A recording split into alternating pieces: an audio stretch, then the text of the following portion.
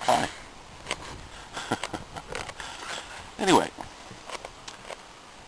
about 30 years ago, I was just a young fella. I was working in Montreal in the zoo. Me and a buddy of mine. You know, my buddy, real great guy, right? Not the sharpest tool in the shed, but he does come up with a good idea once in a while.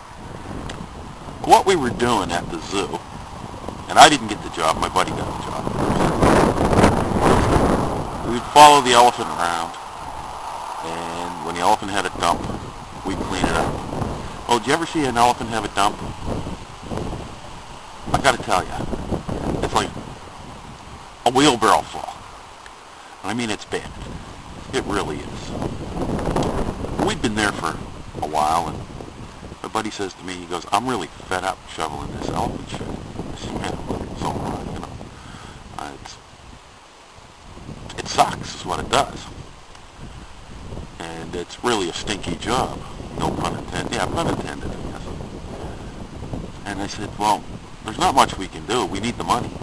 He said, I got a plan. Can you get a big mallet? I said, can I get a big mallet? I can go over to the workshop and get one. And he said, well, you go get the mallet. Meet me back here in 10 minutes. So off I went.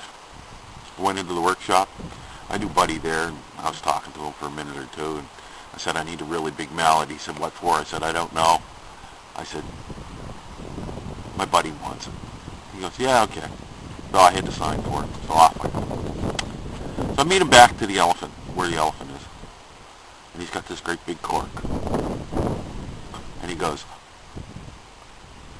you drive the cork in? I said, yeah, okay, I'll drive the cork in. So he places the cork and whack, whack. I hit it about 3 times, drove that cork in, and it seated perfect, right? I mean, it was just the perfect size, and the elephant just sort of went, You know, he didn't make much fuss over it. I think he kind of liked it, to tell you the truth, right? Well, what can you say about the elephant? So anyway, you know, the next day, we didn't have to clean up any crap at all. It was fantastic. We just stood around, leaned on our shovel and broom, and wheeled our wheelbarrow around it. No elephant shit. On the second day, we noticed the elephant was moaning. And I said to Buddy, I said, this does not look good. He said, oh no, it'll be okay. On the third day, the moans had gone from a moan to a, you know that sound the elephants makes? Well, it's going, wow, wow, wow. I mean, it's, I figured, well, this is not good. And I said, I'm going to tell you, man, we got to do something about this elephant. We got to get that cork out. I said, why don't you go out there and haul that cork out? And he goes, I'm not hauling that cork out. He goes, you go up and haul the cork out. I said, no way. I'm not going near that elephant's ass, right? And you could see the elephant had sort of swelled a bit, right? So we're standing around looking at each other for a few minutes. And my buddy goes, I got an idea. He said, can you get a chunk of rope? I said, what kind of rope? He said, that 1/4-inch rope. We need about 30, 40 feet of it. I said, yeah, I'm pretty sure I can get that. And he goes, well, why don't you go and get that chunk of rope and meet me back here in 10 minutes. So off I go. I go and I see my buddy at the work shed there, and he gives me a chunk of rope. Right? He asked me what's it for. I said, I don't know. My buddy wants it. So I meet my pal back at the elephant, and he's got a little monkey and a bunch of bananas. And he said, now you go tie the end of that rope to that cork. I said, yeah, okay. So I went up behind that elephant's ass, and, even though he hadn't had a crap in 3 days, it still smelled pretty bad, but I tied the rope on.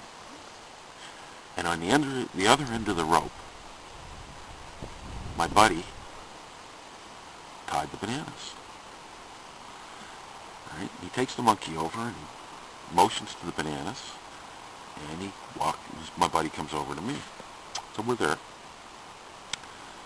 And the monkey's looking at the bananas. He's looking at the rope, looking at the elephant's ass, looking at the bananas, looking at the rope, looking at the elephant's ass. And you can see the little buggers thinking, And he's wondering, because I'm sure the monkey doesn't know. I didn't know animals could think, but I guess they can. So anyway, this little monkey's looking there, contemplating what to do. And the next thing you know, he grabs that bunch of bananas and he just starts to gumboot it, man. He is going as fast as he can with these bananas. And then all of a sudden, the end of that rope came, and whack! And that cork popped out, and there was a shower of shit that came out, knocked me ass over kettle, knocked my buddy ass over kettle. I'm unconscious, my buddy's unconscious, and,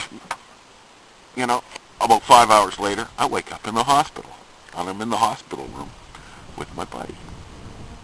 And we're both laying there.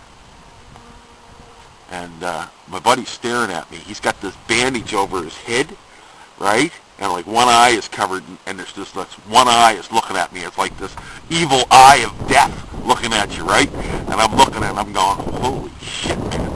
I said, I hope I don't look that bad, And I said,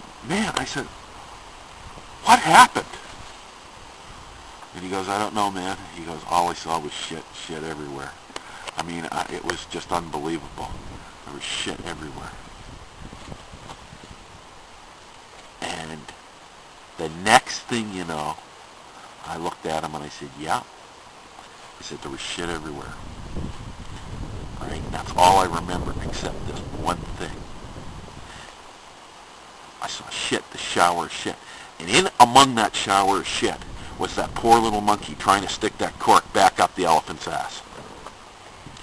Anyway, that's all I got to say today.